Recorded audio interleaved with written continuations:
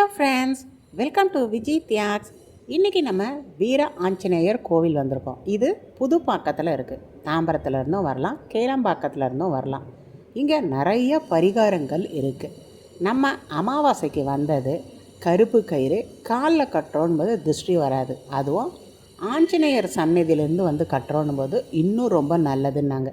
அதுக்காக தான் இந்த புதுப்பாக்கம் வீர ஆஞ்சநேயர் கோயிலுக்கு ஃப்ரெண்ட்ஸோடு வந்திருக்கோம். இதுதான் மலைப்பாதை. இது வழியாக நம்ம ஆட்டோவில் போகலாம். இது நம்ம படி ஏறி போகிறோன்னும் போது 108 படிகள் இருக்குது. பார்க்கும்போது 108 படிகள் வியப்பாக இருக்கும். ஆனால் ஏற ஏற பார்த்திங்கன்னா ரொம்பவே ஈஸியாக இருக்கும். எல்லாம் வயதானவர்கள், குழந்தைகள் எல்லாமே பார்த்திங்கன்னா இந்த படி வழியாக தான் ஏறி மேலே போவாங்க. இப்போ முடியலன்றவங்க இந்த மலையை சுற்றி கூட ஒரு சாலை இருக்குது. அந்த சாலை வழியாக 2 சக்கர வாகனம், 4 சக்கர வாகனம் எல்லாமே பார்த்திங்கன்னா பயணம் செய்ய முடியும். ஸோ வயதானவர்கள் இதுக்கு வரணும் அப்படின்னு நினைக்கிறவங்க நீங்கள் சாலை மார்க்கமாக கூட மலை மேலே ஏறி போகலாம். இந்த ஆலயத்தில் என்ன ஒரு சிறப்புன்னு பார்த்திங்கன்னா, இங்கே இருக்க இந்த வீர ஆஞ்சநேயர் சன்னதியில் ஒரு ஆரஞ்சு கலர் துணியில் மட்டை தேங்காய் சுற்றிட்டு இங்கே இருக்க மரத்தில் கட்டிட்டு வராங்க. என்ன வேண்டுதல்கள் இருக்கோ அந்த வேண்டுதல்கள் வீர ஆஞ்சநேயர்கிட்ட சொல்லிவிட்டு ஒரு அர்ச்சனை பண்ணிட்டு வரும்பொழுது 48 நாளில் பார்த்திங்கன்னா அந்த வேண்டுதல்கள் நிறைவேறும் அப்படின்றது இங்கே ஒரு பெரிய ஐதீகமாக கருதப்படுது. இன்றைக்கி பார்த்திங்கன்னா நமக்கு அமாவாசை சேர்ந்து வந்திருக்கு. மூல நட்சத்திர தினத்தன்னைக்கு இந்த வீர ஆஞ்சநேயர் சன்னதிக்கு வெள்ளிக்கிழமை நம்ம வரோன்னும் போது இந்த நாட்களில் என்னென்ன வேண்டுதல்கள் இருக்கோ இந்த மட்டை தேங்காய் கட்டுவதன் மூலமாக இந்த ஆலயங்களில் செய்யும் பொழுது கண்டிப்பாக பார்த்திங்கன்னா என்ன வேண்டுதல்கள் வைக்கிறோமோ அந்த வேண்டுதல்கள் 48 நாட்களுக்குள்ளே நிறைவேறும் அப்படின்றது இங்கே இருக்க மக்களால் கூறப்படுகிறது. மற்றபடி இங்கே இருக்கிற பூஜைகள் செய்யக்கூடிய அந்த சுவாமிஜியும் பார்த்திங்கன்னா இதே கருத்தை தான் சொல்லியிருந்தாங்க. காலை பொழுதில் நம்ம வந்துடுறோம் அப்படின்னும் போது இங்கே உள்ளே இருக்க ஆஞ்சநேயரை சேவிக்கிறதாகட்டும், ஆஞ்சநேயருக்கு எதிர்ப்புறமே பார்த்திங்கன்னா ராமர் சன்னதி, ராமர், லக்ஷ்மணர், அடுத்தது சீதாதேவி சன்னதி. இதையை நம்ம வழிபட்டுட்டு இதை நம்ம சுற்றி வரும்பொழுது தான் மட்டை தேங்காய் கட்டக்கூடிய அந்த மரம் பார்த்திங்கன்னா இருக்கும். எல்லா பக்தர்களுமே திருமண தடைகள் நீங்கணும், அடுத்தபடி குழந்தை பேரு கிடைக்கணும், வீடு வாங்கணும், வீடு கட்டணும் அப்படின்ட்டு நிறைய பக்தர்கள் பார்த்திங்கன்னா இங்கே காரில் வந்துட்டு இங்கே இருக்க அந்த மரத்தில் மட்டை தேங்காய் கட்டிட்டு போகிறாங்க. நிறைய பக்தர்கள் இந்த வேண்டுதல்கள் முடிஞ்ச பிறகு வெண்ணெய் சாத்துப்படி செய்கிறது, அடுத்தபடி வடை மாலை போடுறது, துளசி மாலை போடுறது எல்லாமே இங்கே வேண்டுதல்களும் நிறைய பக்தர்கள் நிறைவேற்றுறாங்க.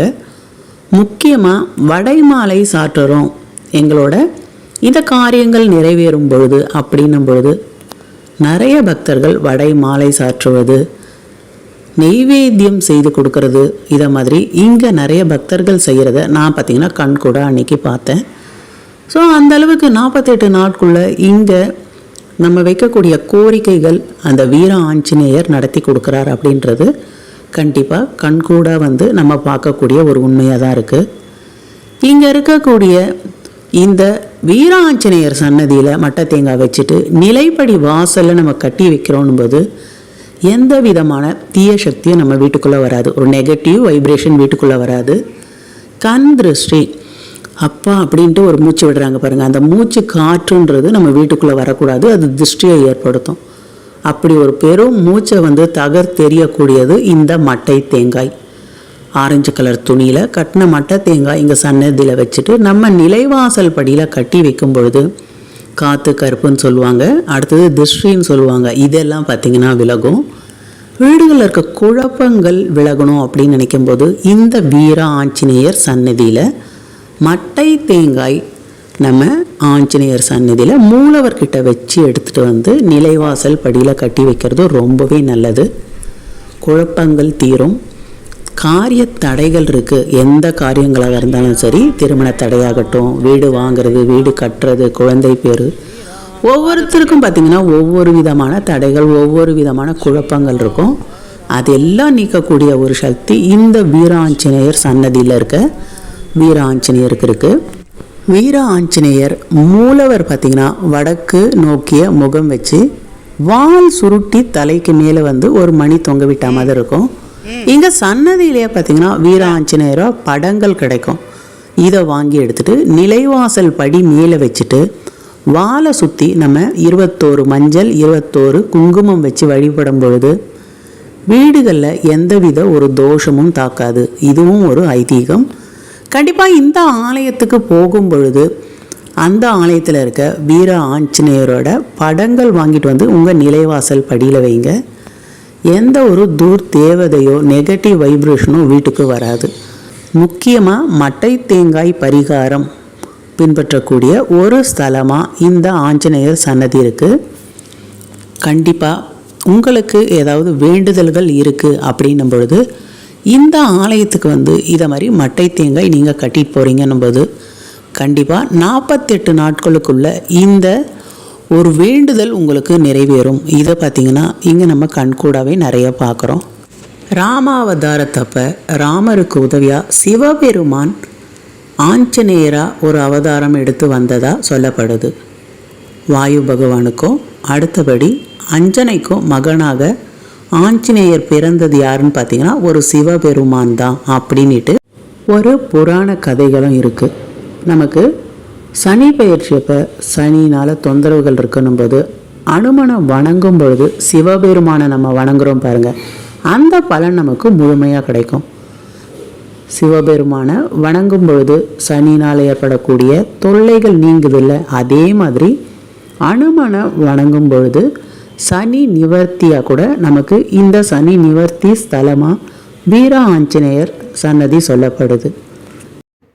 அமாவாசை நாட்களில் கருப்பு கயிறு 9 முடிச்சுக்கள் போட்டதை இதை மாதிரி ஆஞ்சநேயரோட பேரை சொல்லிவிட்டு நம்ம கட்டிக்கும் பொழுது கண் திருஷ்டிகள் வராது.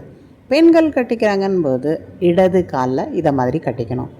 ஆண்கள் கட்டுறாங்கன்னு போது வலது காலில். குழந்தைகளும் கட்டிக்கலாம். இது வந்து திருஷ்டி அதெல்லாம் வந்து போக்கக்கூடியது. இங்கே வந்து நிறைய பேர் வந்து கட்டிட்டு போவாங்க. கண்டிப்பாக ஆஞ்சநேயர் சன்னதியில் வச்சு இது மாதிரி கட்டும்பொழுது அதற்கான பலன்கள் அதிகம். இந்த 9 முடிச்சுகள் கொண்ட கருப்பு கயிறு இங்கே கோவில்லையும் கிடைக்குது. அமாவாசைக்கு வந்து நாங்களும் கட்டியாச்சு இடது காலில். இதை மாதிரி பெண்கள் வந்து இங்கே கட்டிக்கோங்க. ஆஞ்சநேயர் கோவிலில் கருப்பு கயிறு கட்டுறோன்னு போது திருஷ்டி கழிக்கிறது, சுற்றி போடுறது அதெல்லாம் என்ன பலன் கிடைக்குமோ அதே பலன் கிடைக்கும். கருப்பு கயிறு கட்டுறது மூலமாக ஆன்மீக ரீதியிலையும் நிறைய பலன்கள் இருக்குது. இதை பார்த்திங்கன்னா இங்கே கோவிலில் குருக்கள் சொன்னார், சனி தோஷம் விளங்கும், ராகு கேது பாதிப்பு இருக்காது, உடல்நிலை பாதிப்பு இருக்கிறவங்க உடல் ஆரோக்கியம் அடிக்கடி கெடுது, மனநிலை கெடுதுன்னும் போது கண்டிப்பாக இந்த கயிறு கட்டிட்டா நல்ல பலன் கிடைக்கும். இது 3 மாதத்துக்கு ஒரு முறை வந்து கட்டிக்கலாம், 6 மாதத்துக்கு ஒரு முறையும் வரலாம். இல்லை ரொம்ப தூரத்தில் இருக்கீங்கன்னா 1 வருடத்திற்கு ஒரு முறை வந்தும் கட்டிக்கலாம். கண்டிப்பாக இதை மாதிரி மலை மீது இருக்கக்கூடிய ஆஞ்சநேயர் சந்நிதியில் நீங்கள் கட்டுறீங்கன்னும் போது இன்னுமே பார்த்திங்கன்னா பலன்கள் அதிகம். கஜகிரி அப்படின்னு சொல்லக்கூடிய இந்த மலை இன்னுமே ஒரு சக்தி வாய்ந்த மலை. கஜகிரியில் வந்து கருப்பு கயிறு கட்டுறதும் ரொம்ப சிறப்பானது.